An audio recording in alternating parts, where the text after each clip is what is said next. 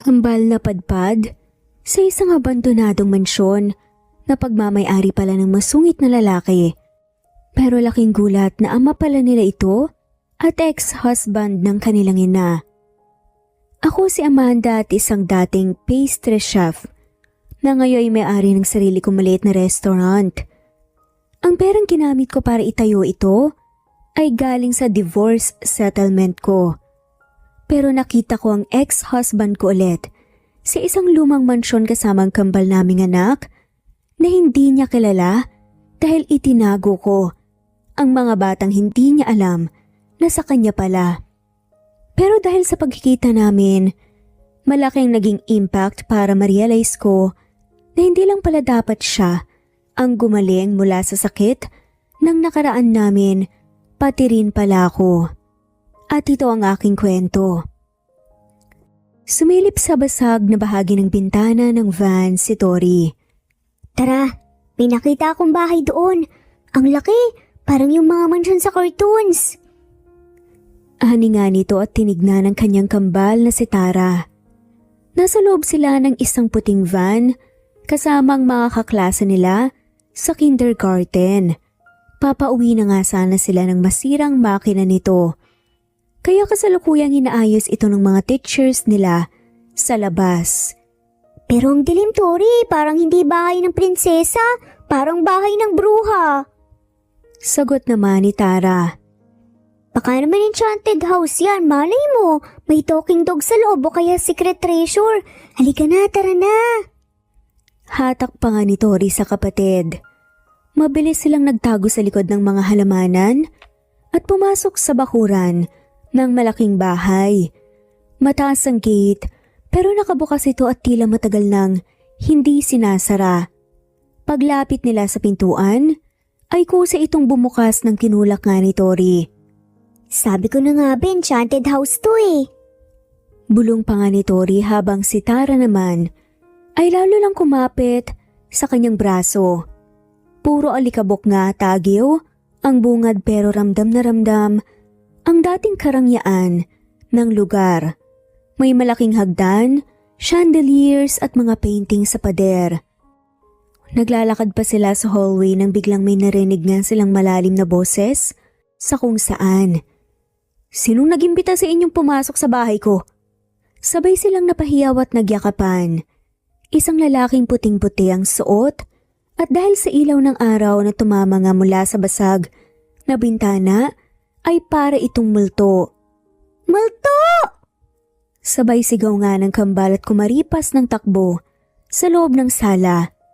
Pero paglingon nila nakita nga nilang may mukha pala ito. Ang gwapo niya! Parang si Prince Naldo sa fairy tale natin.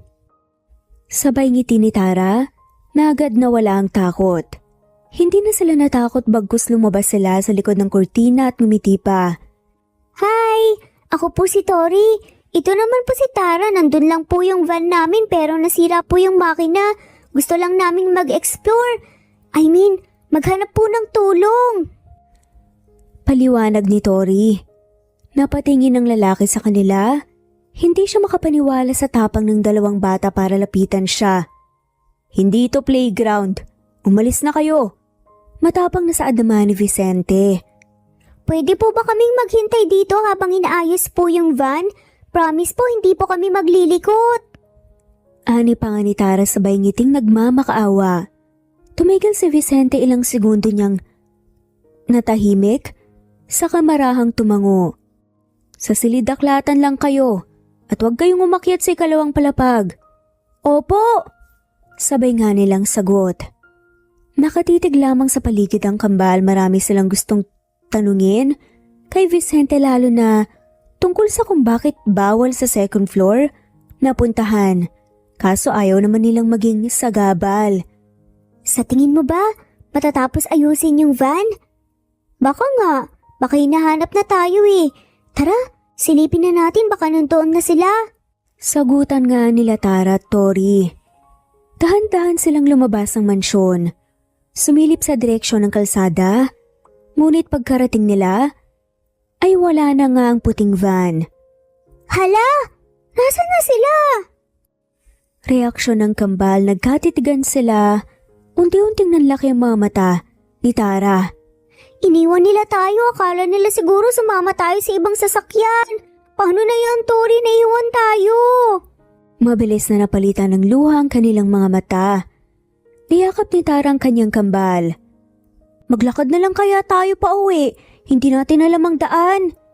Hindi na nga nila napigilang umiyak. Mahina sa una pero ilang sandali lang. Lumakas na ang hikbi nilang dalawa.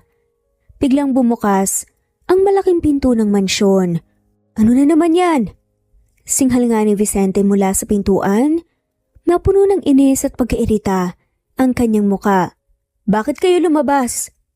Wala na po yung van, naiwan kami. Uuwi na nga po sana kami. Akala po namin hihintay pa kami pero hindi po pala. Sad na nga lamang ng kambal. Halos hindi na nga magsalita sa pagiyak. Napakamot ng ulo na lamang si Vincent. Sinabi ko nang huwag kayong gagala-gala. Napayuko ang kambal nanginginig at muling napaiyak sa takot. Napahinto si Vicente, tinignan niya ang dalawa parang may kumurot sa kanyang konsensya nang makita ang kalagayan ng mga to. Napabuntong hininga siya sa katumalikod. Pumasok kayo. Hindi gumalaw ang dalawa. Nakatayo lamang sila sa gitna ng kalsada. Hindi ba kayo marunong sumunod? Pumasok na kayo. Sigaw ni Vicente pero mas mahinahon na nga ng kaunti. Dahan-dahang pumasok ang kambal habang pinupunasan ng luha sa pisngi. Umupo muna kayo sa kusina. Pag-uutos nga ni Vicente. Ilang minuto lang nilapag niya. Sa harap nila ang dalawang mainit na mangkok ng sopas at tinapay. Hindi yan fast food pero nakakabusog yan. Tumingin nga ang kambal sa lalaki na gulat na gulat. Nagpasalamat nga sila. Hindi ko ginawa yan para sa inyo. Ayokong may batang nahihimatay sa harap ng bahay ko. Sabay talikod na nga lamang ni Vicente pero hindi napigilang lingunin ulit ang kambal. Habang kumakain ng sopas ang kambal sa loob ng mansyon, sa labas naman ay halos mabaliw sa pag-aalala si Amanda, ang kanilang ina. Pawis, dumi at luha ang tumatakip sa kanyang muka habang binabaybay ang masukal na kagupatan malapit nga sa kalsada. Tori, Tara, please. Bulong niya habang naglalakad. Saan na naman?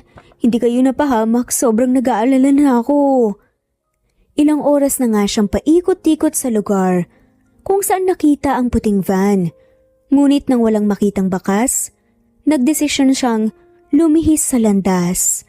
Umaasang baka may nakasilong na bahay o tao na makakatulong nga sa kanya. Sa kalagitnaan ng kagubatan napahinto siya. Isang kaluskos mula sa damuhan ang kanyang narinig. Paglingon niya rito ay may mahabang ahas at unti-unting lumalapit sa kanyang pwesto. Napasigaw na nga lamang si Amanda. Sabay atras, ngunit nadulas siya sa putik at napaupo nga sa damuhan.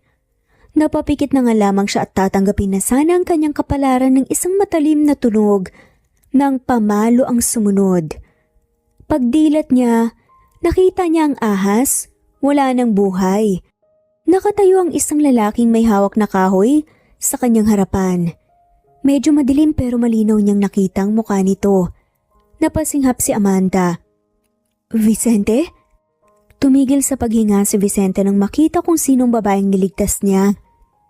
Amanda? Ilang segundong katahimikan. Pareho silang nabigla pero unang nakabawi nga si Vicente. You, anong ginagawa mo dito? Singhal ni Vicente at agad na lumayo sa babae. Hinahanap kong mga anak ko. Deretsang sa adaman ni Amanda, sabay na tumayo habang nanginginig pa at sabay sabing, na-stranded yung school van, naiwan sila. Teka, anak? May anak ka na? Napataas pa ng kilay si Vicente. Oo, kambal sila. Kasama sila sa field trip, naiwan daw sila eh. I've been looking for them for hours. Kailan ka pa naging ina? Aha? After we separated, kinasal ako. Tumigas ang panga ni Vicente. Ganun ba? Ang bilis mo naman atang nakahanap ng kapalit. Hindi ko naman pinlano. Mabilis na tugon na lamang ni Amanda. Sabay sabing, it just happened. Napailing si Vicente. Right, like how you didn't plan to lie to me and fake a pregnancy para mapikot ako. Vicente, please. Hindi ako nandito para makipagtalo. I just need to find my daughters. Nanginginig ang tinig ni Amanda. You still lie so easily. And now you are dragging 2 kids into your mess? Singhal pa nga ni Vicente. Vicente, hindi mo alam ang pinagdadaanan ko. At hindi mo kailangan alamin. Just let me find them. Tumalikod na nga si Vicente. At hindi na lumingon pa. There is an old house not far from here. Kung may mga batang naligaw, baka doon nagtago. Wait, sasama ako. Sagot ni Amanda.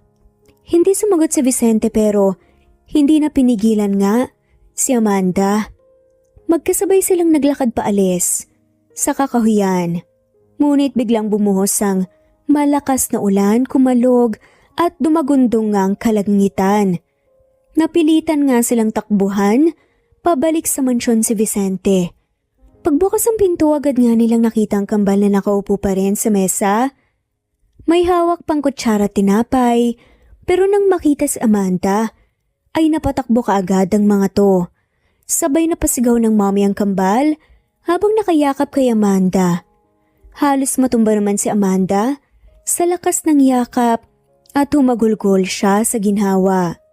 Thank God, akala ko nawala na kayong mga anak. Hindi mawala ang gulat sa mukha ni Vicente habang pinagmamasdan ang kambal. You can stay, marihing sabi na nga lamang ni Vicente. But only until the storm passes. After that, pwede ka nang umalis. Pwede na kayong umalis. Tahimik ang gabi sa loob ng mansyon. Sa labas ay patuloy pa rin ang ulan.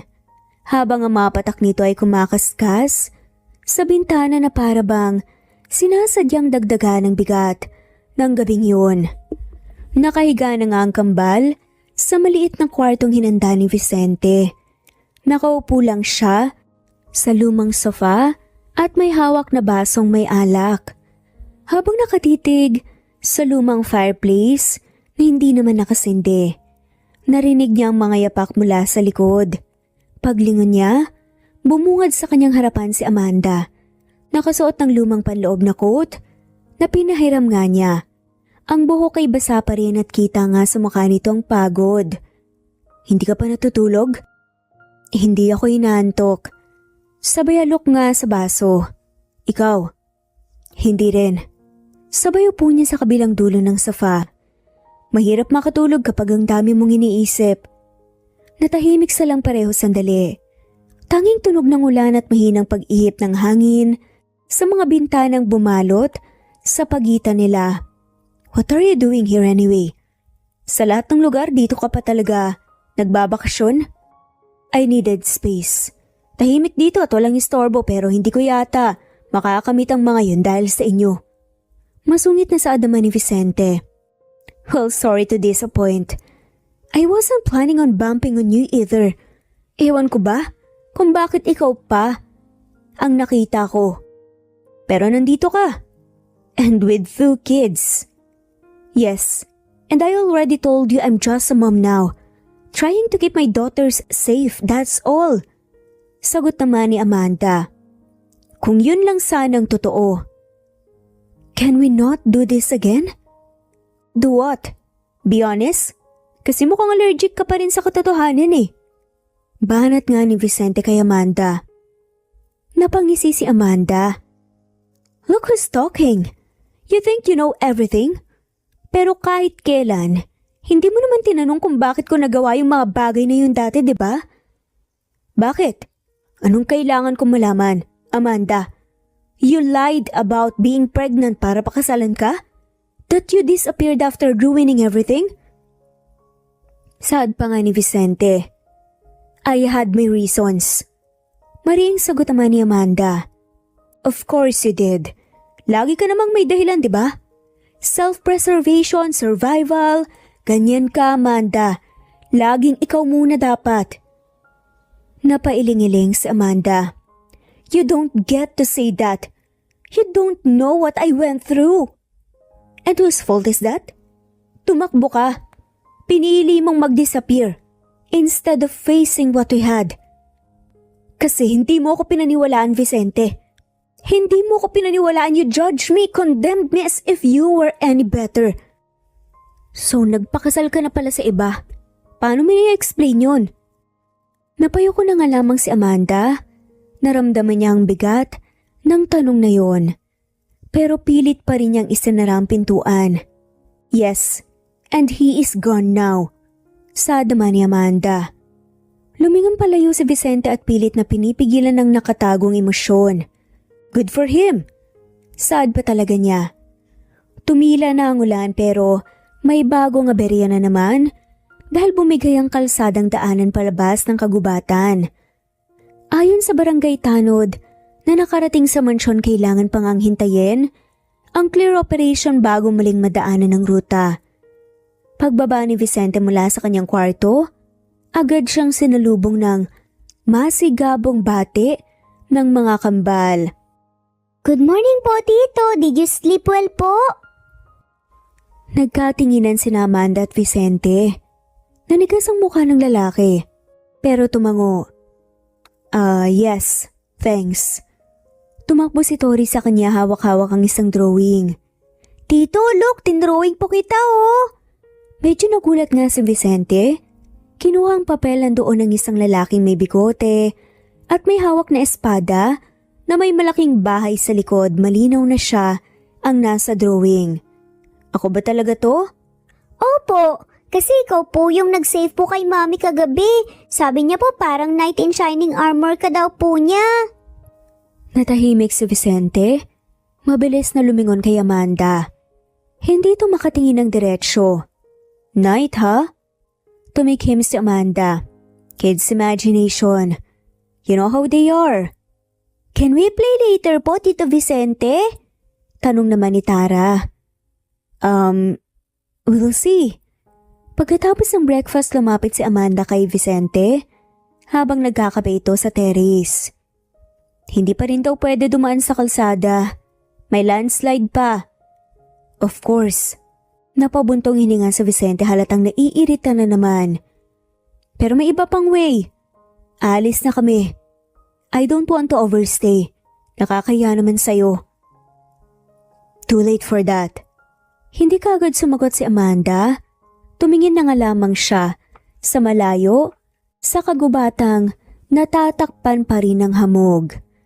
Kung gusto mo, kami na lang ng kambal sa guest house. Ayokong makabala.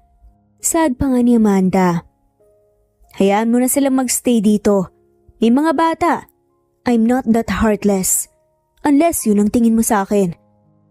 Napatitig pa nga si Amanda rito at hindi makapaniwala sa kaunting lambot sa boses nito. Salamat. Sad na nga lamang ni Amanda dahil mas iniisip nga niya ang safety ng kanyang mga anak. Don't thank me. Just make sure they don't break anything. Sa parehong araw ay naisipan na maglinis si Amanda sa kusina. Si Vicente naman ay nasa ibaba, nasa sala at nagbabasa nga ng dyaryo. Biglang lumapit si Tara. May bitbit itong isang stuffed toy. Tito Vince, wala po kaming TV. Pwede po bang magkwento po kayo? Story? Hindi ako marunong ng storytelling eh. Pagami naman ni Vicente. Pumuesto ang bata sa tabi niya. Mommy said you used to read to her before. Sabi po niya mabait ka raw po dati. Napatingin si Vicente kay Amanda. Sa kusina at hindi alam ng kambalang tensyon. Pero nararamdaman niyang may kaunting kalambutan nga sa puso niya ngayon. Fine, pero isang story lang. Pero wala nang kasunod ah. Nagpalakpakan ng kambal at agad nga na pumwesto sa tabi niya. Hawak nila ang mga laruan. Nakikinig habang nagsimulang magkwento si Vicente ng isang simpleng kwento tungkol sa isang ligaw na pusa na nakahanap ng bagong tahanan. Habang pinagmamasdan ni Amanda ang eksena mula sa kusina, Hindi niya maiwasang mapangiti ng mapait. Napansin ni Amanda ang maliit na boteng may label na maintenance medication na naiwan sa mesa sa tabi ng upuan ni Vicente. Napakunot ang noon niya. Kinuha niya ito, binasa ang label at pang-maintain ng blood pressure at may schedule pa ng dosage sa likod. Nag-aalalang lumapit siya kay Vicente na ngayon ay nag-aayos ng ilang gamit sa hallway. Vicente, naiwan mo nga pala to. High blood ka na ba? Kailan pa? Pangusisa nga ni Amanda. Ano naman ngayon? Bakit? Doktor ka ba? Bakit ang dami mong tanong? Masungit na sad pa nga ni Vicente. Concerned lang. Huwag mo akong i-concern. Hindi mo na yun role, Amanda. Sad pa nga ni Vicente. I was just. Pagputol naman ni Vicente. Alam mo kung ano ang ayoko sa'yo noon pa? Mahilig kang makialam sa bagay na hindi mo naman naiintindihan. Natameme si Amanda. Humigpit ang hawak niya sa maliit na boteng hawak. Hindi niya alam kung bakit masyado nga siyang apektado pero ramdam niya ang pagkirot ng dibdib niya. Pasensya na. Hindi ko lang kasi alam kung ano nang nangyari sa'yo pagkatapos ng lahat. Bigla ka nilang nawala. Good. That was the whole point. Sad pa nga ni Vicente. Bigla niyang inagaw ang gamot sa kamay ni Amanda at pumasok na nga sa kanyang kwarto. Saka binagsak ang pinto. Napapitlag nga ang kambal sa veranda pero agad silang nilapitan ni Amanda. Mommy, why is Tito mad? Tanong pa nga ni Tara. Pagod lang siya, baby. Let him rest. Sad na nga lamang nito. Hindi mapakali si Amanda. Nakatulog na ang kambal pero palakad-lakad siya sa sala. Sa isipan niya, paulit-ulit ang mga tanong. May sakit ba si Vicente? Gaano na katagal? May kasama ba siya? Mag-isa ba siya sa bahay na ito buong panahon? Naalala niya kung paanong dati. Kahit galit si Vicente, hindi ito ganoon kabilis magalit. Ngayon, parang may binubuhos na bigat sa loob ang bawat salitang binibitawan nito.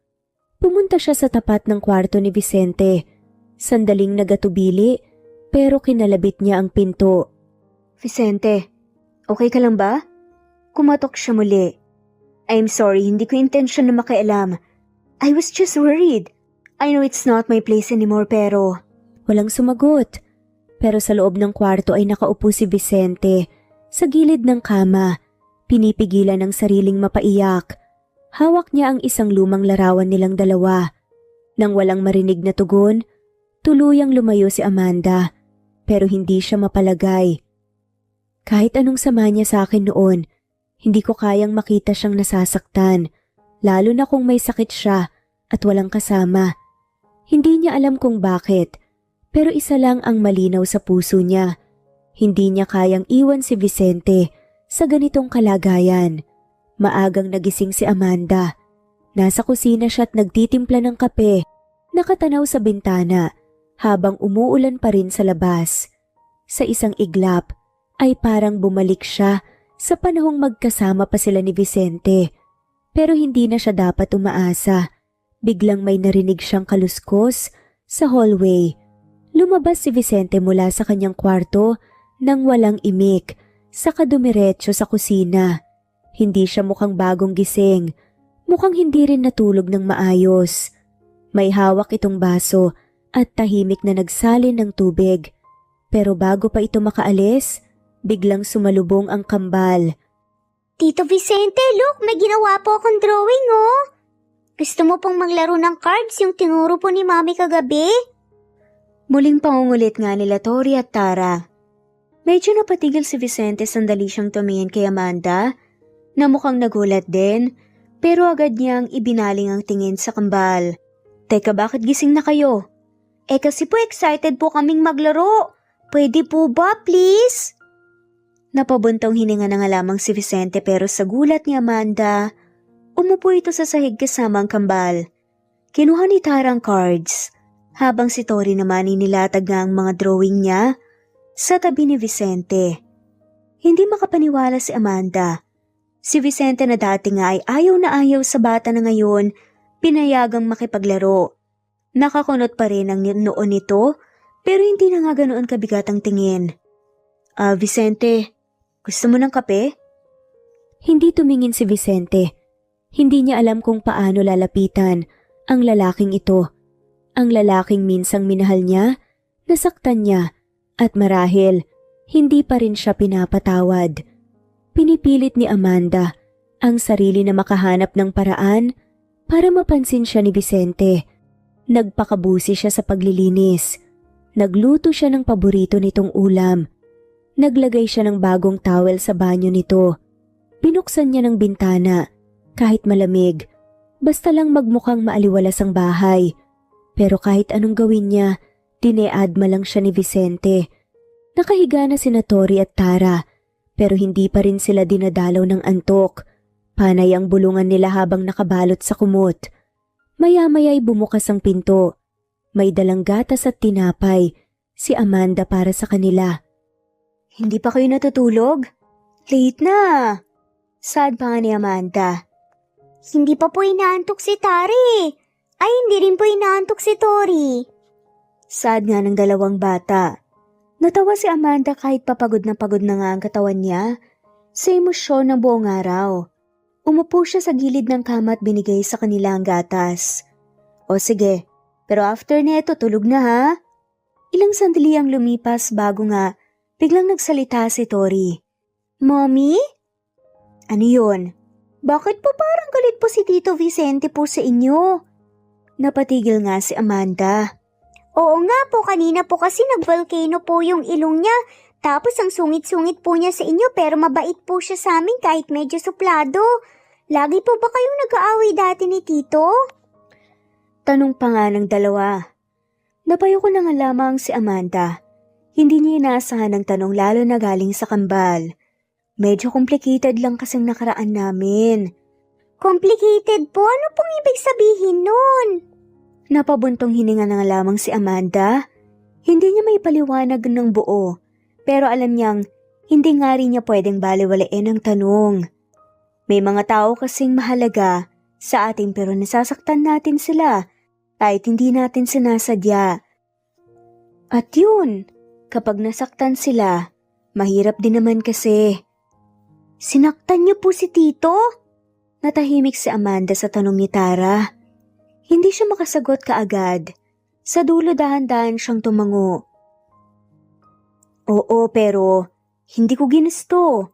At kung kaya ko lang baguhin ang nakaraan, matagal ko na sanang ginawa. Pero mahal niyo po si Tito katulad po namin?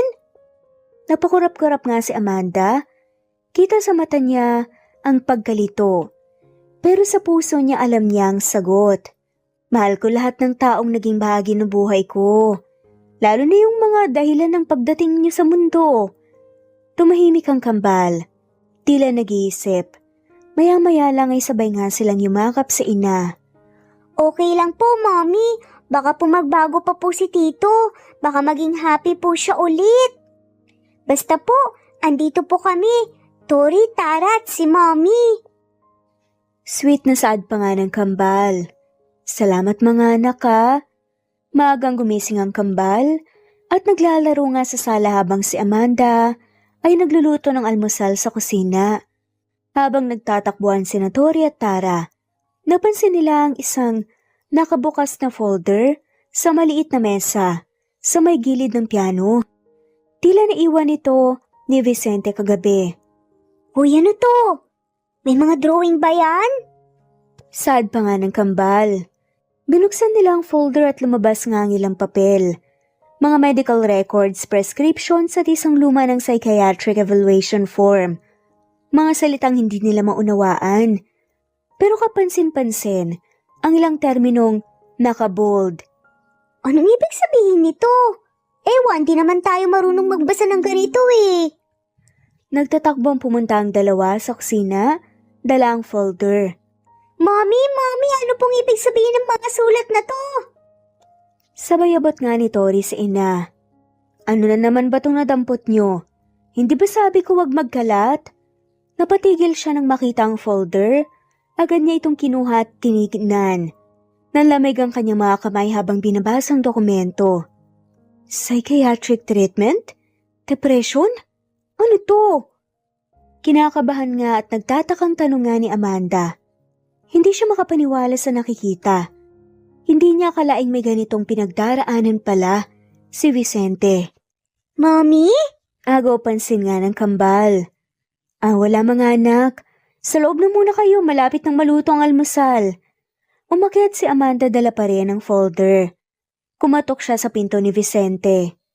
Vicente, kailangan nating mag-usap. Pero walang sumasagot. Nakita kasi ng mga bata yung folder mo. Hindi ko alam kung anong nangyari sa'yo pero gusto ko sanang maintindihan. Bumukas ang pinto at dahan-dahan niya itong tinulak. Nakatalikod si Vicente at nakaupo ito sa kama. Hindi mo dapat nakita yan. Seryosang saad nga ng lalaki. Hindi ko naman sinasadya eh. Pero ano to, Vicente? Bakit may ganito ka? May pinagdaraanan ka ba? Tapos hindi ko alam?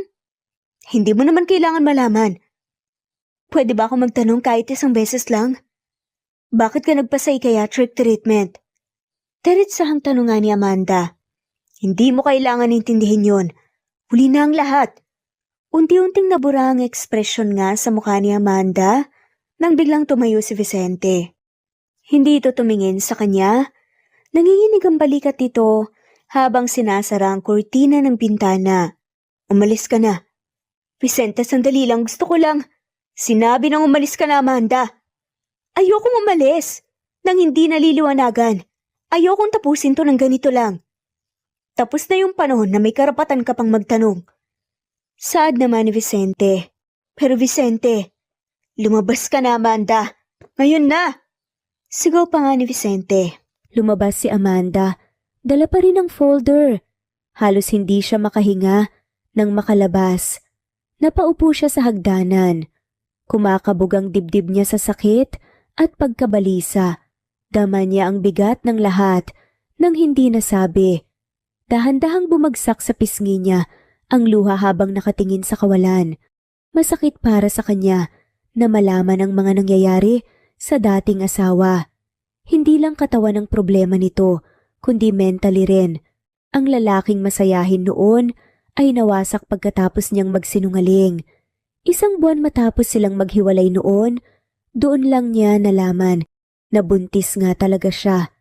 Gusto niyang sabihin kay Vicente noon pa man, pero natatakot siyang lumapit. Lalo na nang malaman niyang naniniwala si Vicente na ginamit lang niya ito. Tao po! Kuya Vicente, ako po si Lisa, yung katulong po mula sa agency. Binuksan ni Amanda ang gate at pinapasok nga si Lisa na isang simpleng babae na nasa mid-30s. Good morning po. Kayo po ba si Ma'am Amanda? Nagulat ako, nakilala mo ako. Nako po, nakwento po kasi ni Sir Vicente noon, ako po yung inutusan ni Ma'am Grace noon na tumulong sa kanya. Lalo na nung kakatapos lang po niya sa therapy po. Napakunot noo si Amanda. Therapy? Opo, ilang buwan na po siyang parang wala sa sarili. Hindi po lumalabas ang kwarto. Hindi rin po kumakain minsan. Na-diagnose po siya ng depression. Dinala po siya sa isang private facility sa Quezon. Bakit daw? Tanong nga ni Amanda. Kasi po bigla raw po siyang iniwan ng asawa niya. Biglang nagdilim ang paningin ni Amanda. Akala ko nga po hanggang ngayon galit pa rin pa siya sa inyo eh. Pero palagi po niyang binabanggit kayo. Kahit galit ang tono niya, parang hindi pa rin talaga nakaka-move on. Tsaka may concern pa rin. Dagdag pa nga nito. Hindi na nakasagot si Amanda. Ilang araw matapos ang natuklasan ni Amanda, ay dumating ang panibagong bagyo. Mula nang bumisita ang on-call na katulong, naging tahimik, ngunit malamig si Vicente. Walang kahit anong salita mula rito, ang walang kasamang pagsusungit o sarkasmo. Ramdam ni Amanda ang pagtulak sa kanya palayo, kahit wala pa itong direktang sinasabi. Hanggang isang hapon, nakaupo siya sa sala, kasama ang kambal, na abala sa coloring books nang lumabas si Vicente at malamig na tumingin sa kanya. Amanda, I think it's time for you to leave. Saad na nga lamang ni Vicente. Napatigil si Amanda sa pagtiklop nga ng mga damit. Nanigas siya sa kinaupuan, ngunit sinikap panatilihing mahinahon ng tono. Vicente, hindi ko alam kung anong ginawa ko o kung anong parte ng nakaraan natin ang bumalik sa'yo pero don't act like you don't know. Alam mo kung anong ginawa mo kung tungkol yan sa dati. Hindi na nga natapos pa ni Amanda ang sasabihin. Don't see it like it's just dati. Nagsinungaling ka sa akin about sa pagbubuntis mo. Amanda, I was ready to love you despite everything. Pero pagkatapos ng kasal, wala, hindi ka pala buntis. And still I was willing to stay. Willing akong tanggapin ka pero anong ginawa mo? Ginamit mo lang pala ako. Napayuko si Amanda kasi matagal na nga ang sugat. Pero sariwa pa din ito. Pero alam mo kung kailan ko na-realize na wala kang balak manindigan? Nang marinig ko mismo kay Tita Teresa na ginamit mo lang ako, that I was just some rich kid you could take advantage of. You lied being pregnant dahil alam mong mahahati ang ari-arian ko kapag nag-divorce tayo at nakuha mo na. So ano pang gusto mong mangyari ngayon? Tatanggapin na ulit kita? Napatingin si Amanda sa kanya dahil nga sa pagkagulat. Vicente, hindi totoo yun. Save it. I don't care anymore. Tapos na to. You stayed here long enough. Umalis na kayo. Nanginginig ang kamay ni Amanda habang pinipigilan ang pagputok nga ng damdamin. Tumayo siya at tinignan ng maigi ang lalaking minahal niya mula noon hanggang ngayon. Ang problema sa'yo, nagpaniwala ka kaagad sa ibang tao. Vicente, hindi mo mula ako pinakinggan. Pagdadahilan naman ni Amanda. Bakit naman ako nakikinig sa babaeng sinungaling? Nagsinungaling ka na at kapag naniniwala pa ako sa'yo, papaikutin mo naman ako. Hindi na nakatiis si Amanda. Tinapunan niya ng matalim na tingin si Vicente. Alam mo ba kung gaano kababa ang tingin ko sa sarili ko noon? Nung iniwan ko ang lahat para sa'yo dahil akala ko sapat na yung pagmamahal para buuin ang pagkatao mo. Natahimik si Vicente sa sinasabi ni Amanda, pero hindi siya sumagot. Hindi ako perpekto.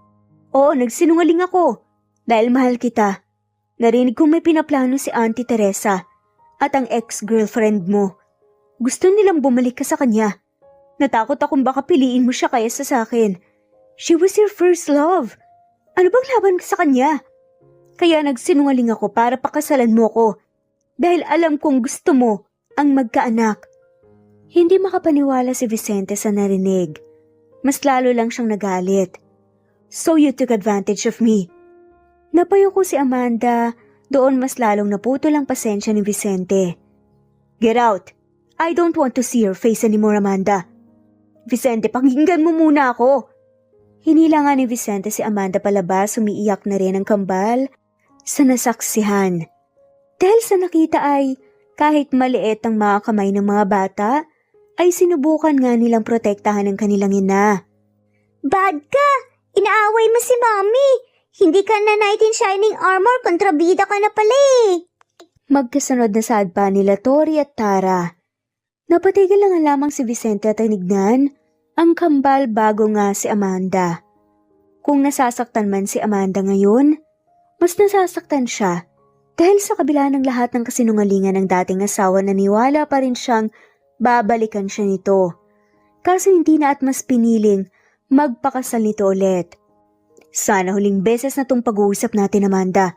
Tama na yung sakit na dinulot mo sa buhay ko. Akmang papasok na nga siya. Nang hinawakan siya ni Amanda sa braso, umiiyak na nga ito ngayon habang nakatingin sa kanya. Ang kambal. Anak mo sila, Vicente. Kahit sila na lang ang pagtuunan mo ng pansin. Hindi mapigilang lumuha ni Vicente nang maharap nga ang babae. Nagsasabi ako ng totoo. Totoo yun. Bakit ba ayaw mo maniwala? I never remarried. Kahit kailan anak mo sila. I wanted to tell you many times but you hated me. I thought you'd never listen. Sad pa nga ni Amanda. Well, thanks for the honesty.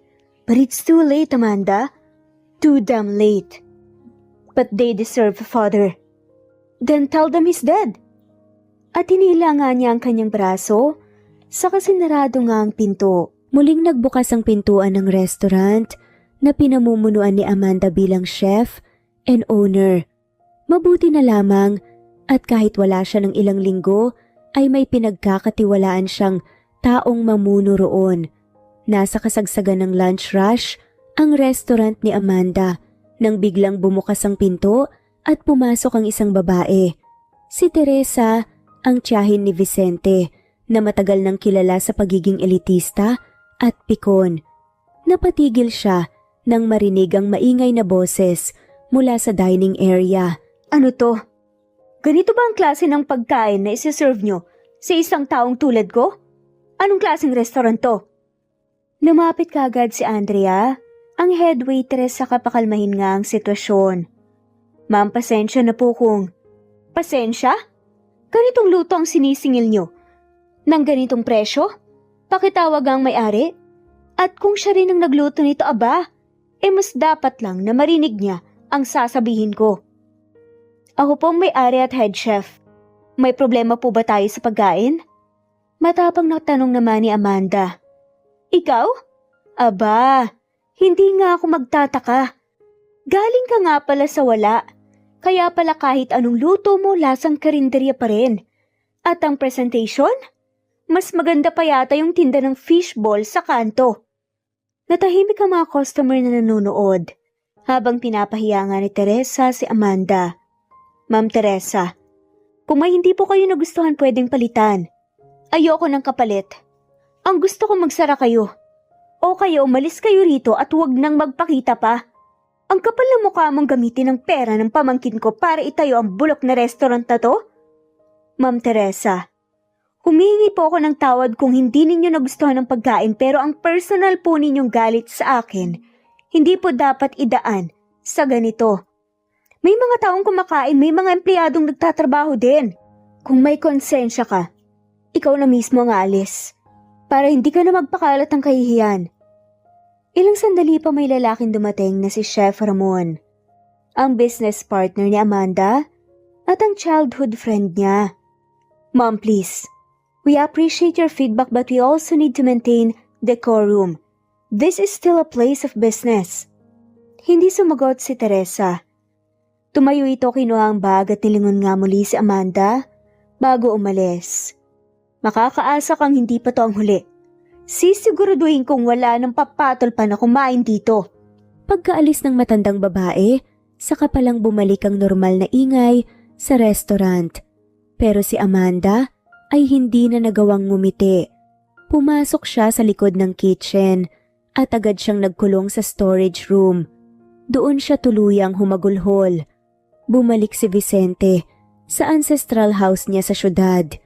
Pinilit niyang hindi isipin ang sinabi ni Amanda noong huli silang nagkita, ang kambal. Naputo lang kanyang pagmuni-muni nang mapadaan si Tita Teresa na may kausap sa cellphone. Hay naku, sabi ko na nga ba, hindi tatagal yung restaurant na yun. Kanina sa harap ng maraming tao pinahiya ko siya para bumalik na siya sa squatter. Napatigil si Vicente. At alam mo ba, araw-araw halos dati yung Amanda na yun. Nagpapadala ng sulat, ng text, nagpapasabi ng kung ang ano-ano. Makausap lang si Vicente. Pero syempre, hindi ko pinatulan. Sinabihan ko ang guard, ang sekretarya ni Vicente na wag iparating kay Vicente. Aba, diba? Sino ba siya para pakinggan pa? Grabe ka naman, Teresa. Paano kung totoo lahat ng sinasabi niya? Na hindi nga siya nagsisinungaling? Totoo hindi. Anong laban niya? Pinag-aral si Vicente sa Europe, mayaman at marami pang ari-arian. Tapos ang hampas lupa ay isang ampon at walang pinag-aralan. Ginamit lang ang pera ng pamangkin ko para umasenso. Hindi ko hahayaang bumalik yan sa buhay namin. At isa pa ha, buntis siya. Syempre mas mabuting wag na lang silang lumapit dahil baka gamitin pa ni Amanda ang bata. Doon na tuluyang nawala ang pagtitimpi ni Vicente. Tumayo siya at malakas na binuksan ang sliding door. Napatigil naman si Teresa. Sa pakikipag-usap at kaagad na binaba ang telepono. Tama ba yung narinig ko? Tita, hindi mo hinayaang kausapin ako ni Amanda at alam mong buntis siya pagkatapos ang paghiwalay namin? Nagulat nga si Teresa nang makita si Vicente. Umaakto siyang mabait dito. Vicente anak, you're misunderstanding everything. I was only trying to protect you. That woman Amanda, she manipulated you from the start. Lahat ng ginawa ko para sa'yo. Para hindi ka na masaktan ulit. So pinigilan mong makarating sa akin. Lahat ng mensahe niya, tinago mo sa akin na buntis siya. Sinira mo ang karapatan kong malaman na may anak pala ako. She was lying. How can you be so sure na totoong sinasabi niya? Baka anak ng kung sino lang yan. Gagamitin lang niya yung bata para mahuthutan ka ng pera. Enough, tita. Don't you dare insult Amanda in front of me again. Ayan ka na naman. She's making you weak. You were doing so well without her. She's beneath you, Vicente. You have a future. She's just a baggage from your past. Alam mo kung sino ang tunay na baggage? Ikaw. You kept me in the dark. You ruined what little chance Amanda and I had. All this time akala ko siya ang nanakit sa akin pero ikaw pala ang dahilan kung bakit hindi ko siya narinig. Kung bakit iniwan niya ako ng tuluyan. Vicente, please. Don't let her fool you. I'm family. Ako ang nag-alaga sa'yo. Sad pa nga ng kanyang tita. And I'm grateful for that. But that doesn't give you the right to destroy someone else. So ito na yon? Pinalaki kita. Tinuruan kita at binigay ang lahat sa'yo. Tapos ngayon, ipagpapalit mo ko sa babaeng yon? Hindi ko ipagpapalit ang totoo para lang sa comfort ng kasinungalingan. I want you out of this house. What? Vicente, you can't do this to me. I just did. Pack your things. I'll have the driver bring you to the condo. But you are no longer welcome here. Matapang na saad nga ni Vicente. Sige, piliin mo ang babaeng yun. Pero tandaan mo, Vicente, pag bumagsak ka, huwag kang tatakbo sa akin, hindi ako tanga para saluhin ka ulit. Hindi na ako kailangan saluhin ng taong itinutulak ako sa bangin. Umalis nga si Teresa, nagalit, at nagdadabog. Pero hindi na nga ito sinunda ni Vicente. Kumutok si Vicente sa isang bahay kung saan niya natatagpuan ang bagong address ni Amanda. Ilang saglit lang, bumukas ang pinto. Nagulat si Amanda at may pag-aalalang naramdaman nang makitang lalaki. Suot pa rin niya ang pantulog nga dahil bagong gising siya. Vicente? Ano ginagawa mo rito? Kailangan nating mag-usap tungkol sa kambal. Pumasok nga si Vicente. Nakita niya ang mga laruan sa loob, ang maliliit na sapatos. Sa tabi ng pintuan, mga litrato ng kambal sa dingding. Amanda, gusto ko sanang makasigurado. Gusto kong makita ang katotohanan. Kaya, inabot nga niya ang envelope. Ano to? Paternity test. Gusto kong magpa-DNA test sa mga bata. Natahimik si Amanda, tinignan ng lalaking nasa harapan niya. Ngumiti siya ng mapait. Hindi mo na kailangan pang gawin to. Totoo man o hindi, narinig na nila ang sinabi noong nasa mansyon pa lang kami. Nasaktan sila, Vicente. Biglang may kung anong tumarak na punyal nga sa dibdib ni Vicente. Naalala niya ang huling sinabi niya kay Amanda pagkatapos niyang palayasin ang moto sa mansyon. I was just mad, Amanda. Akala ko nagsinungaling ka na naman. Napakagat na nga lamang si Amanda sa labi. Sige, gagawin natin ang DNA test. Nagangat ng tingin si Vicente, bahagyang nagulat. Karapatan rin naman nilang malaman ang totoo. Maraming salamat. Lumipas ang ilang linggo matapos ang matinding komprontasyon sa pagitan ni na Amanda at Vicente. Nagbago ang mga bagay-bagay sa pagitan nila, lalo na nang lumabas ang resulta ng DNA test. Walang duda na ang kambal ay mga anak ni Vicente. Isang Sabado ng hapon, naroon si Vicente sa maliit na sala sa bahay ni Amanda. Pinapanood niya si Tori at Tara habang nagsusulat sa mga coloring books. Nakaupo lang rin siya sa sahig, sinasamahan ng dalawa, habang si Amanda ay naghuhugas ng pinggan sa kusina. Nang lingunin ni Vicente si Amanda, nakita niyang hindi siya tinitingnan nito. Si Tori mahilig sa kulay pink, no? Tumingin siya sa kambal at ngumiti.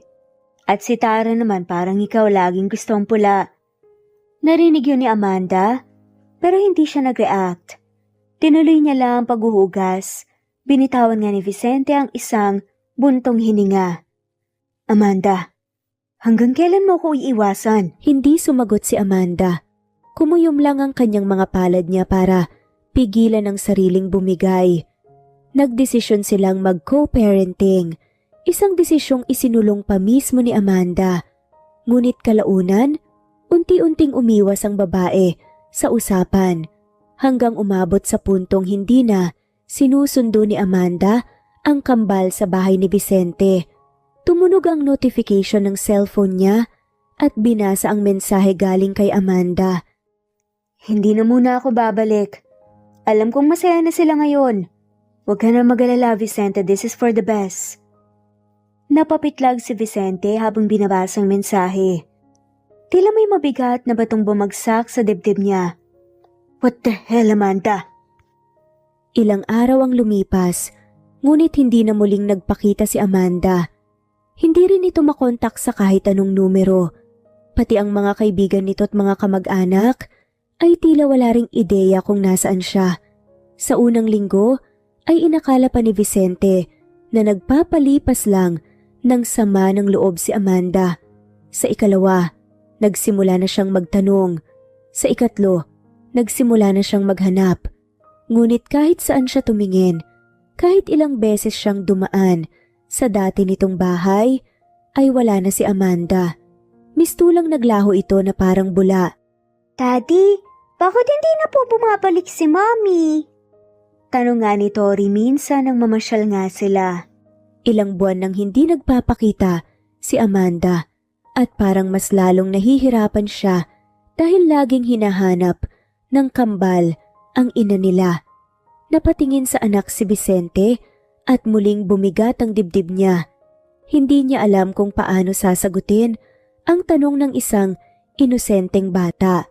She just needs time, anak, pero mahal na mahal niya kayo, sobra. Ikaw, Daddy, mahal mo rin po ba si Mommy? Napatingin si Vicente sa langit at pinipigilan nga ang sariling mapaluha. Kahit kailan, hindi naman nawala yun eh. Kahit nagalit ako sa mommy niyo, hindi ko pa rin naman kayang burahin siya sa puso ko. Unti-unting napagtanto ni Vicente na hindi lang ang mga bata ang naiwan ni Amanda. Kasama rin sa pagkawala nito ang isang bahagi ng kanyang sarili na matagal na niyang tinaboy. 2 taon ang mabilis na lumipas. 7 taong gulang na sina Tori at Tara. Mas matangkad na, mas madaldal at mas expressive kaysa dati. Halos hindi rin mabilang ni Vicente kung ilang beses siyang napagod, napuyat o naubusan ng pasensya.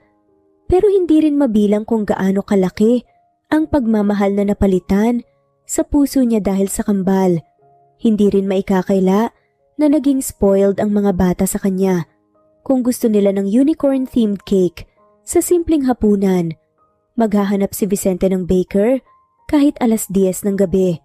Kung gusto nila ng bagong sketchpad habang nasa gitna ng dinner, aalis siya sa gitna ng pagkain para lang makuha ito. Para sa kanya, isa lang ang layunin, puna ng puwang na iniwan ni Amanda. Ngunit kahit anong gawin niya, hindi niya maitatanggi na gabi-gabi pa rin niyang hinihintay ang tawag, text o balita mula sa babae. Isang araw sa restaurant, nagkakape si Vicente sa isang bagong bukas na kainan nang may lumapit sa kanya na dating kaibigan ni Amanda, si Ramon, ang childhood friend nito. Vicente, ang tagal nating di nagkita. Balita ko, ikaw ang full-time daddy kina Tori at Tara? Oo, 2 taon na rin. Hindi ko pa rin siya makita, Ramon. Alam mo ba itong restaurant na to? Siyang nagpatayo? Napatigil nga si Vicente na palingon siya sa paligid, kulay lavender ang flower pots. Ang paboritong kulay ni Amanda. What? Amanda owns this? Yup, matagal na rin pagkatapos ninyong mag-divorce. Ako nang pinamanahan para pamahalaan even I don't know where she is now. Wala ka bang ideya kahit kaunti lang? Umiling si Ramon mukhang may alinlangang. Dalhin pa ang usapan. Sorry Vicente. Nung una nagkakausap pa kami pero pinutol na rin niya ang komunikasyon, wala man lang goodbye. Kinagabihan sa bahay ni Vicente. Daddy! Tawag nga ni Tori. Bakit anak? Lumapit ang bata habang umiiyak bitbit ang stuffed toy na bigay ni Amanda noon. Nakita ko po si Mommy kanina sa mall pero nawala po siya kaagad eh. Nanlaki ang mga mata ni Vicente. Mabilis ang tibok ng puso niya. Sa narinig. Sigurado ka ba anak? Hindi lang lookalike? Si Mommy yun, siya po yung may bracelet na may letter T at saka T. Para sa amin po, siya yun. Hindi na nag-aksaya ng oras si Vicente. Agad niyang iniwan ang bahay at sinuyod ang buong mall na binanggit ng anak. Nagtanong siya sa mga guard, sa mga tindera, pati sa mga CCTV operator ng gusali, pero walang Amanda na nakita. Lalo siyang naupo sa pag-asa. Sa patuloy na paghahanap ay isang trace ang nadiskubre ni Vicente. Isang lumang address na iniwan ni Amanda sa records ng restaurant. Agad siyang nagmaneho papunta sa lugar. Doon, sa isang maliit na baryo, ay sinalubong siya ng isang matandang babae. Ikaw ba si Vicente? Opo, kilala niyo po si Amanda?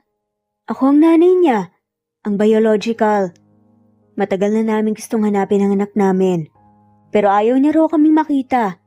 Dagdag pa nga ng matanda. Saan po siya ngayon? May sinabi po siya sa inyo? 2 years na ho kasi siyang umalis eh. Hindi rin namin alamiho. At kung makikita mo man siya, sana ready na siyang magpakita sa amin. Muling uuwi si Vicente na bigo, pero hindi siya nawawalan ng pag-asa. Hindi pa tapos ang lahat. Kung kailangan niyang halughugin ang bawat sulok ng Pilipinas, gagawin niya. 2 taon ang halos katahimikan para kay Amanda. Sa paglayo niya ay hindi lang simpleng pagtakas ang dahilan. Gusto niyang buuin muli ang pagkatao niya na unti-unting gumuho sa bigat ng guilt, pagkakamali at mga bagay na hindi nasabi. Alam niyang hindi siya agad mapapatawad, lalo na ng lalaking minahal niya, pero mas lalong hindi niya mapapatawad ang sarili kung babalik siyang sirang-sira. Ang Baguio ang naging kanlungan niya. Malamig ang simoy ng hangin roon, malawak ang taniman, at bawat araw ay paulit-ulit ang naging routine niya. Gigising, mag-aalaga ng lupa, sasama sa pag-aani ng strawberry, tatawa sa mga kwentuhan ng mga bagong kaibigan. Sa gitna ng mga tanim, nakayuko si Amanda habang nag-aayos ng mga punla. Ang sipag mo na naman, Amanda. Bungad ni Ate Letty, isa sa mga matagal nang nagtatrabaho sa bukid. Mas okay kaysa matulog lang at mag-isip. Masarap sa pakiramdam yung pagod ka pero tahimik ang utak. Dumating naman si Mang Rolando, ang masayahing tagapangasiwa nga ng lupa, dalang isang tray ng kapet panlisal. O kape muna, mainit pa yan. Mukhang hindi mo na nga naman sinisipot ang agahan. Sorry po, kanina pa kasi ako ginaganahan magtrabaho eh. Saad naman ni Amanda. Nagtawanan ng grupo habang sabay-sabay silang naupo sa lilim ng puno para magkape. Habang kumakain, biglang lumapit si Ella, isang bata na palaging nakabuntot kay Amanda mula nang ito'y dumating sa Baguio. Miss Amanda, pwede po ba kayong tumira na lang dito habang buhay? Kasi po, kayo ang pinakakain sa buong farm eh. Natigil nga si Amanda. Pinisilang pisngi ng bata at ngumiti ng pilit. Baka magsawa ka sa akin yan. Hindi po, kasi para po kayong si Mami, pero mas marunong pong magkwento. Natawa ang buong grupo at saglit na natabunan ng ingay ng tawanan ang mga alaalang matagal nang nakabaon sa puso ni Amanda.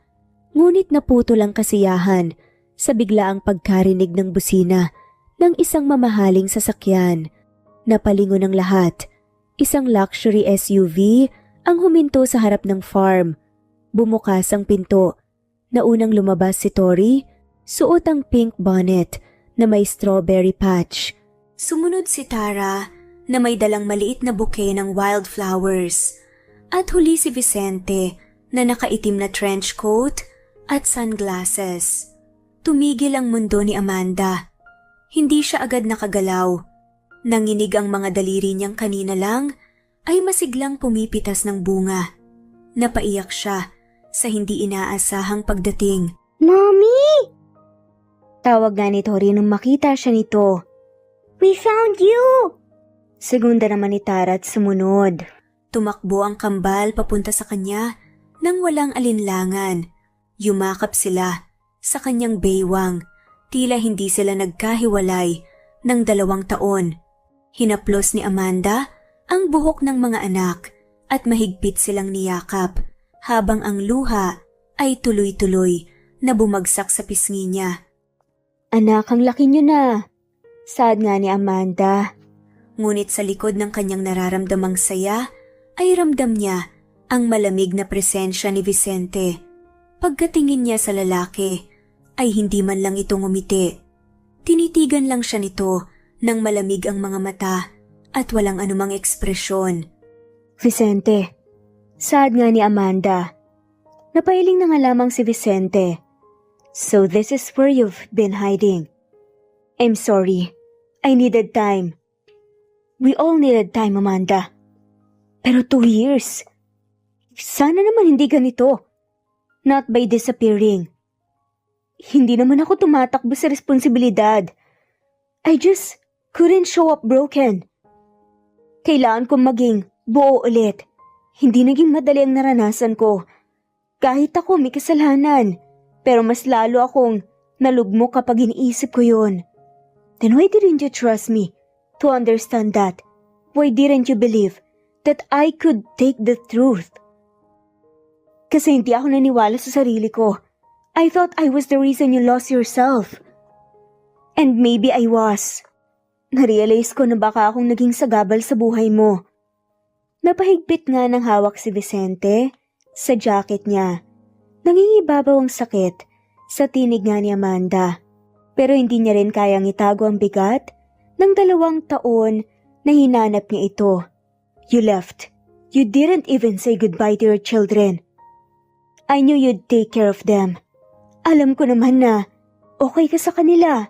Okay sila sa'yo at alam kong safe and secured sila sa'yo dahil pinagkakatiwalaan kita. Paano naman ako? Saad nga ni Vicente. Natahimik si Amanda. Hindi siya makatingin sa mga mata ni Vicente. Alam niyang nasaktan niya ito. Muli. At sa puntong ito, hindi niya alam kung may lugar pa siya sa mundo ng mga anak niya o sa puso ng lalaking matagal na niyang sinubukang kalimutan pero hindi kailanman nawala sa damdamin. Hindi kita sinundan rito para lang saktan ka.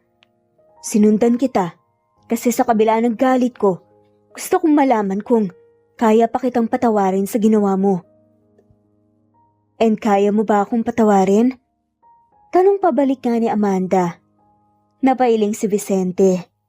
Hindi ko pa alam. Sad na nga lamang nito. 2 araw ang lumipas matapos ang hindi inaasahang pagkikita. Akala ni Amanda'y tapos na ang maikling pagbabalik nila Vicente at ng kambal. Pero nagkamali siya. Nagluluto siya ng syampurado sa maliit niyang kusina nang may narinig siyang pamilyar na busina. Hindi nga.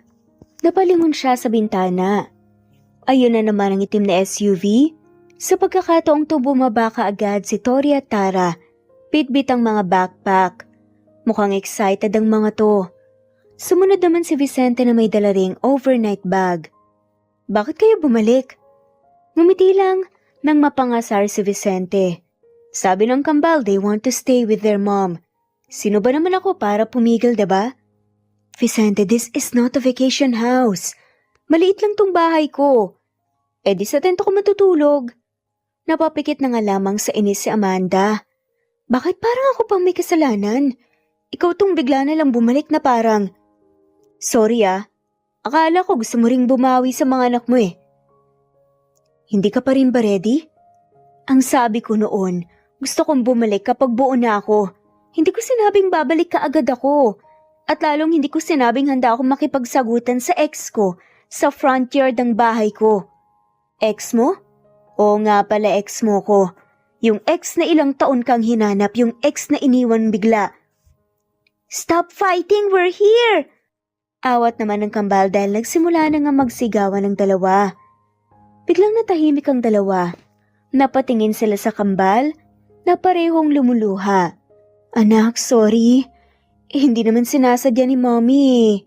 You promise po na hindi mo kami papaiyakin, Mommy. We just want us to be together.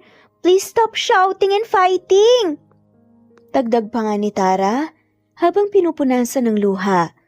Nanlambot ang tuhod ni Amanda. Agad niyang niyakap ang kambal. Sabay silang umupo sa harap ng bahay habang pinapahid ang luha ng mga bata. I'm sorry. Mommy, sorry. Hindi ko kayo gustong saktan ni Daddy, nalito lang si Mommy. Pinagmasdan nga ni Vicente ang eksena. Hawak niya ang overnight bag, pero tila bumigat ito ng ilang tonelada sa kamay niya. Can we stay here, Mommy, kahit 2 nights lang? Tanong nga ni Tori. They really want to. Kung ayaw mo, alis kami. Pero please, just say it straight. Hindi na nasagot agad dito ni Amanda. Naramdaman niya ang maliliit na kamay ng kambal sa kanyang kamay. Sige, dito muna kayo. Luluto lang ako ng pagkain, favorite niyo ng champurado, diba? Napasigaw na nga lamang ang kambal. Nakalatag ang blanket sa sahig, may tray na champurado, at nakaupo nga ang kambal at pinalibutan ng dalawa. Panay ang sulyap ni Vicente kay Amanda na tinatawanan ng jokes ng kambal. Naalala mo ba nung you used to eat champurado with tuyo? Ew, I still hate it but Tara loves it. Mommy, why do you like quiet places like this? Don't you get lonely? Tanong nga ni Tara. Napatingin si Amanda sa labas ng pintana, kitang malamlam na ilaw ng mga kapitbahay at mga katahimikan sa bundok. Sometimes I do pero minsan kailangan ko yun para maalala ko kung sino ako talaga. Tumingin si Vicente sa kanya ng seryoso. At ngayong nakita mo na ulit kami, do you still want to stay here? Hindi ko pa alam, Vicente. Habang naghuhugas si Amanda ng plato, biglang sumulpot si Vicente na may dalang tabo ng tubig mula sa poso. Wala kang proper plumbing. Ayusin ko na lang bukas. Napailing na nga lamang si Amanda. Wag na, magiging utang na loob ko pa yan eh. Amanda, hindi mo kailangan bayaran lahat ng tulong. Hindi lahat ng bagay utang. Minsan ginagawa lang. Kasi gusto lang. Napahinto si Amanda sa paghuhugas. Saglit siyang napatitig sa likod ni Vicente. Habang naglalakad ito paalis, dala pa rin ang tabo. Wala na ang inis sa tinig nito ni ang mapanuyang tono. Nagpatayo si Vicente ng maliit na bonfire sa gilid ng taniman. Kumakain sila ng inihaw na mais habang nagkukwentuhan ng kambal. Huwag kayong gabihin, may harvest pa bukas. Kaya ko silang gisingin, don't worry, coach. Sagot naman ni Vicente. Huwag mo akong tawagin ganyan. Namimili ng gulay si Amanda sa palengke at sunod-sunod ang sulyap sa kanya ng mga tindera. May mga bulungan, may ngiting mapang-asar. Hanggang may isa sa kanila ang hindi nakapagpigil na tanungin siya. Uy, Mama Amanda, ang ganda niyo naman. Iba talaga pag may asawang poging taga Maynila. Kamusta naman si Sir Vicente? Nakita namin siyang nag-aayos ng bubong mo kahapon. Grabe, ang handsome na. Dagdag pa nga ng katabi. Napakunot ng noo nga si Amanda. Ha? Asawa? Oo. Ang swerte mo talaga, sabi ng barangay captain. Ang sweet niyong tignan. Bagay kayo. Wait, sinong may sabing asawa ko siya? Si Vicente mismo. Nung may nagtatanong kung may relasyon pa kayo, ang sabi niya asawa ko yan. Ano? Kunot noong tanong na nga lamang ni Amanda. Pumasok ng bakuran si Amanda. Buhat ang bayong at mukhang asar na asar. Nakita niya agad si Vicente. Sa likod bahay at may hawak pa itong martilyo. Inaayos ang luma niyang cabinet na siya pa dapat ang gagawa. Hoy Vicente! Uy! May binili ka ba para sa lunch? Gutom na yung mga kambal eh. Bakit sinabi mong asawa mo ko sa buong barangay ha? Ah, yun ba? Kasi totoo naman 'di ba? Divorce na tayo, that's a fact. Sagot naman ni Amanda. Yes, so? Nakakahiya sa mga tao. Hindi mo nga ako tinanong kung okay lang sa akin eh. Napabuntong hininga si Vicente. Amanda, hindi mo rin naman ako tinanong nung iniwan mo kami, di ba? Biglang tumahimik si Amanda. Tamaan sa linya, pero hindi siya nagpatalo. Iba yon. Exactly. That's why I won't let it happen again. Bakit mo ginagawa to? Kasi, hindi pa tapos si Vicente sa kanyang sasabihin pero lumapit siya kay Amanda at hinalikan nito bigla. Nagulat si Amanda na bitawan niya ang bayong at napatulala. Teka, bakit mo ako hinalikan? Kasi kahit galit ako sa'yo, kahit nagsinungaling ka, kahit iniwan mo kami, hindi ka nawala sa puso ko. Lumapit palalo si Vicente ng seryoso.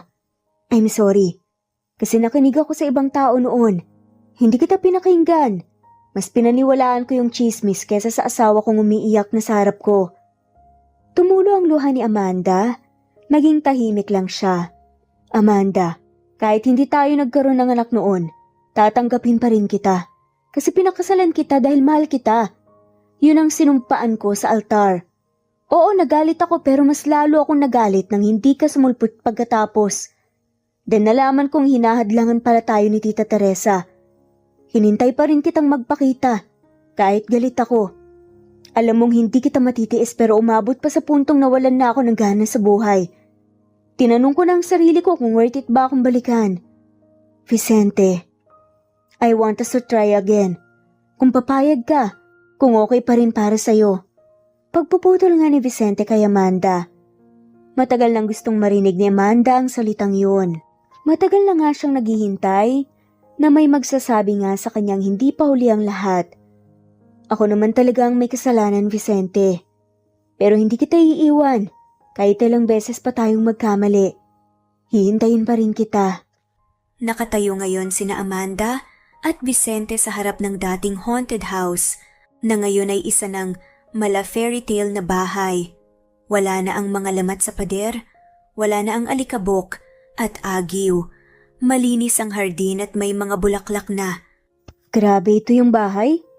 Oo, dito tayo unang nagkita ulit after all those years. Sabi ko noon pag naayos ko to, ibibigay ko sa'yo. Napatingin si Amanda sa paligid. Biglang bumukas ang pinto at lumabas ang kambal na nakasuot nga ng party hats. Mommy, tara, may party sa loob! May balloons and cake tsaka may mga bisita. Sad nga ng kambal. May mga palamuti sa kisame, long table na puno ng pagkain at mga taong pamilyar sa kanya. Laking gulat ni Amanda nang makita ang biological parents niya na nakangiti habang nakatitig lang sa kanya. Tumayo sila at niyakap siya. Nanlambot si Amanda sa yakap ng tunay niyang ina. Hindi niya inakalang mararamdaman pa niya ito. Mapa, anak, ang tagal ka naming hinanap pero mabuti na lang nahanap ka namin sa panahon na handa ka na ring magpatawad. Pati ang sarili mo. Doon rin niya nakita si Ramon. Nakaupo lang ito sa tabi ng buffet table. Tumango lang ang lalaki at nag-thumbs up pa. Salamat Ramon. Masaya akong masaya ka na. Wala na akong ibang hihilingin pa. Sad na nga lamang nito. Naglalakad si Amanda mag-isa sa likod ng bahay. Natatanaw niya ang mga bata at si Vicente sa hardin. Noon akala niya ay si Vicente lang ang kailangang maghilom at mag-move on. Pero ngayon, na-realize ni Amanda na bit-bit din pala niya ang sarili niyang sugat at kailangan rin siyang mag-move forward dahil hindi siya magiging masaya kung palagi niyang iniinda ang guilt at konsensya. Lumapit si Vicente at may dala itong 2 baso ng juice. Tingin mo okay na ba tayo? Hindi tayo magiging perfect, Vicente. Pero sa ngayon, oo, okay na tayo. Good. Nakangiting sad nga ni Vicente. Promise me one thing? Sad nga ni Amanda. Ano yun? Kung may problema tayong dalawa tayong mag-uusap. Tinaas pa nga ni Vicente ang kanyang kanang kamay. Promise, till death do us part, diba? Sad pa nga nito. 7 taon na ang lumipas mula nang muli silang nagkita ni Vicente. Marami na ang nagbago. Nagpakasal silang muli. Ang kambal, sina Tori at Tara, ay mga dalaga na ngayon ay mga honor students at future leaders na pinalaki sa pagmamahal at respeto. Kaso hindi talaga mawawala ang mga taong pilit hinahadlangan ang tahimik na buhay nila. Bumukas ang pinto ng restaurant. Pumasok si Teresa at mataray pa rin ito. Hindi pa rin nagbabago ang pagiging matapobre. In fairness, at nakatayo pa rin ang restaurant na to kahit galing sa mali. Sinadya niyang lakasan ng boses. Ilang customer na ang napapatingin. Lalapit na sana ang isa sa mga staff para paalisin si Teresa, pero pinigilan ni Amanda gamit ang isang kumpas ng kamay. Let her talk. Wow, look at you now, Amanda. Feeling classy.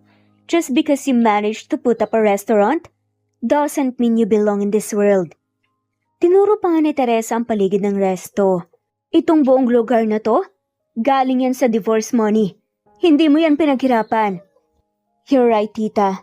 This place came from the money I got from a failed marriage. A marriage that failed because someone poisoned it from the inside out. Kinumpas niya ang kamay pabalik sa kusina. Pero kahit saan galing ang puhunan, every recipe in this restaurant, I created. Every plate that goes out, I checked. Every sleepless night I endured. Siguro para sa'yo, wala lang to. Pero ito ang ebidensya na nag-survive ako. Aba, ang tapang mo na ngayon na. Hindi ka na yung iyaking babae noon na iniwan ni Vicente. Pero huwag mong kakalimutan, akong nagpalaki sa kanya. Siya ang may utang sa akin. Napangisi nga si Amanda. Pinalaki mo nga siya pero hindi mo siya minahal gaya ng isang tunay na ina. Kinontrol mo lang siya at ginamit.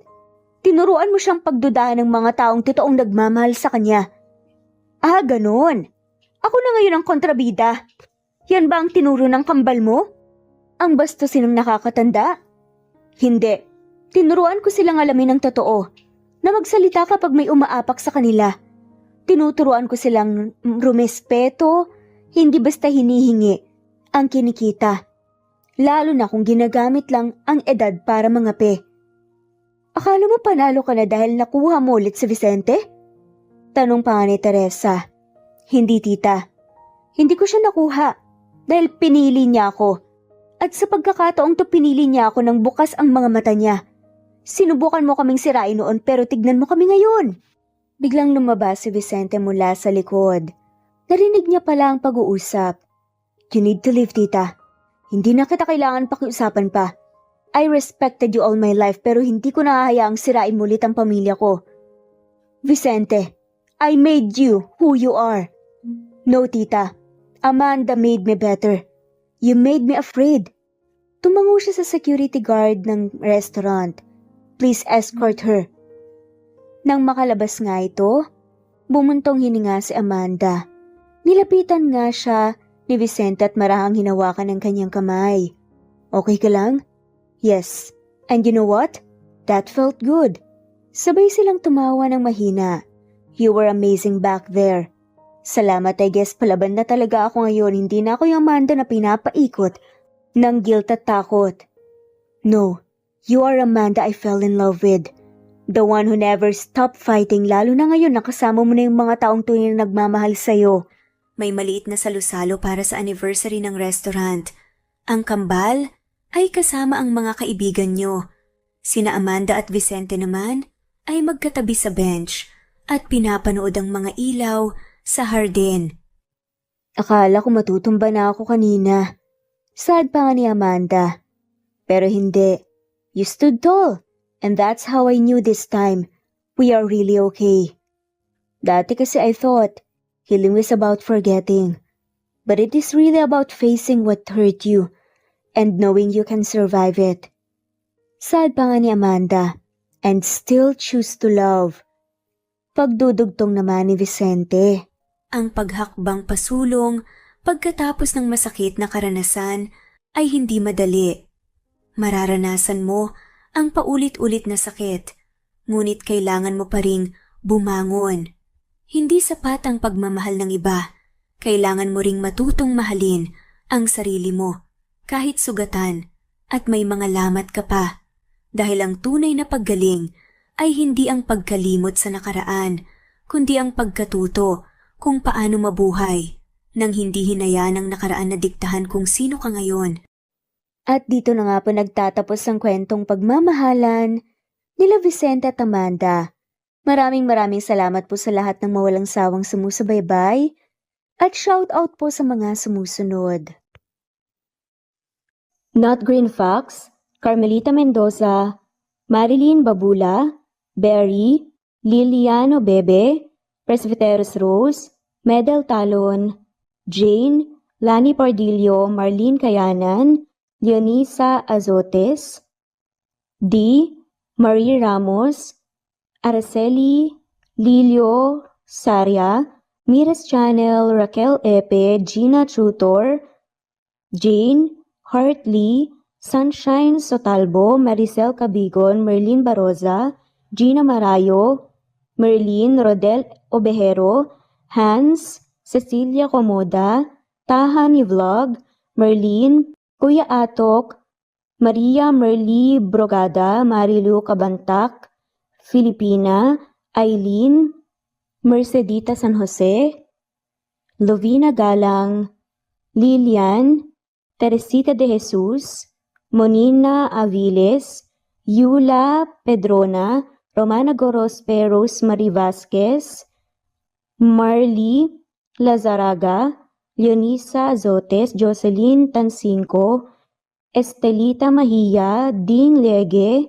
Marisa de los Reyes Arroyo, Leia Paul Vinar, Steve the Music, Rain, Presbyteros Rose, Ostonalito, Alexa Ani, Matea Estrera, Agustina, Onaba Cogin, Jessica Vargas, Celine, Merlilyn Baroza, Annie Hoson, Elimana Lili, Mercy Villantes, Eli Evangelista Anderson, Eli Bitasolo of Italy, Ann Mariano, Fredelisa de Guzman, Carmencita Falcon, Merlin Bravo, Cecilia Ramos, Evangeline Zamora, Edralina Gatchoan, Marites Nitura, Agustina Niceto, Marian, Ann Aliflor, Lily Roda Barcial, Alma Ebdao, Minda Tandok, Flores, Melinda Sano, Thelma Mora, Juliet Panlilio, Edna, Elvie, Delia, Fenavares, Sally Lariano, London Villas, Danica Selga, Lani Pardillo, Teresita Schmid, Charlie, Nora Bell Evans, Roger, Lloyd Dasalon, Bella, Nelly Ortiz, Mary Rose Carillo Jesusa, Enday Samante, Enday Lebra, Yolanda Tejida, Honey Villasenor, Tessie, Marichan, Ann Mariano, Wilma Guzman, Gabrielio, Liu, Maria Rica Natividad, Melanie Juan, Anita Hernando, Teresita Arevalo, Raquel Magno, Carmencita Falcon, Flordet, Nat Green Fax, Luz Templo Nuevo, Teresita Schmid, Flor Cabrera, Virginia Salazar, Luz Templo Nuevo, Leia, Madeline Tagle, Wilma Villafuerte, Isaac Ablon, Menchita de Belen, Federico, Mercy Edrosolo, Fe, Adamson Machas, Quinciano Ebas, Eli Ramirez Elizabeth Gilas, Arem Ruhi, Julius Edna Romero, Charlie Angelina Samia, Emma Gadiano, Rosemary Vasquez, Lisa, Estelita Mahia, Elvi Candontol, Corazon Danke of University of Eastern Philippines University, Teresita, Neil Bacolor, Evangeline Zamora, Charlie Jane Clemente, Susan Upaga, Susan Rodrigo, Fred de Liza de Guzman, Juby Hernandez, Helen Murillo, Edarlina Fahil, Rosie, Juliet Caday, Kuya Atok, Betty Losnong, Crescen, Susana, Tessie, Rumbawa, Lovina Galang, Aida Jurado, Emily Kinlog, Mirna Hamero, Liz Berito, Gabrielio, Juan Spotify, Imelda Fortes of Columbus City, Larry Malapaya, Dance, Remy's Life Official, Ellie Evangelist Anderson, Choi Choi, Ri, Jasmine Baya, Jerowina Aquino, Emeguba, Marilyn Babula, Shane Villarmino, Beth Sardina, Gabriel, Nino Regidor, Mel Abrogar, Rosemary Vasquez at shoutout na rin po sa lahat ng mga walang sawang sumusubaybay. Maraming salamat po. Veronica Briseño, Violeta Murillo, Teresita, Teresa Bulie, Christine Flores, Nesbeth Anaban, Flor Salvalion, Kuwait, Raquel Labay, Kuya Atok, Lani Pardillo, Eva Violeta, Presbyteres Rose, Amy Regalado, Teresita, Res Cavilla Havana, Precious, Lilian Nobebe, Ellie Evangelista Anderson, Marziel Arcilias, Rosemary Palaganas, Rose Martinito, Ding Lege, Alexa Gomez, Jomira Bueno, Amy Fenavares, Irma Emma, Lali Emralino, Tortillas Gaming, Matea Estrera, Annalie Flor, Rosemary Tinito, Rosemary Palaganas, Excelsis Tagala, Emily Kinlog, Rosemary, MM, Penning Escal, Neri Cabangon, Lucia Baldo, Rosemary Vasquez, Londono Villas, Faye, Rosemary, Angelo, Vicky Adlaon, Mercy Villantes, Rezeline Unday, Allen, Ace, Nino Regidor, Jeyo Cadtec, Escapades Matilda, Irma Valerio, Agustina Aniceto, Cecilia Alvior, Naitan Canada, Lily Roda Barcial, Eli Ramirez, Doris Day Pangan, Lynn Lee of Macau, Reyes, Rebecca Tezuka, Noel Macero, Rizalina Credo, Mitchie Karch, Romel Carion, Juliet Panlilio, Lynn, Merlilyn Zenny Marion, Wenoni Anya Lucas from Bacolod City, Merlina Aparata, Annalyn Nantes, Flordette, Lorena Utod, Faye, Anita Hernando, Roach Ann Rodriguez, at shoutout na rin po sa lahat ng mga walang sawang sumusubaybay. Maraming salamat po.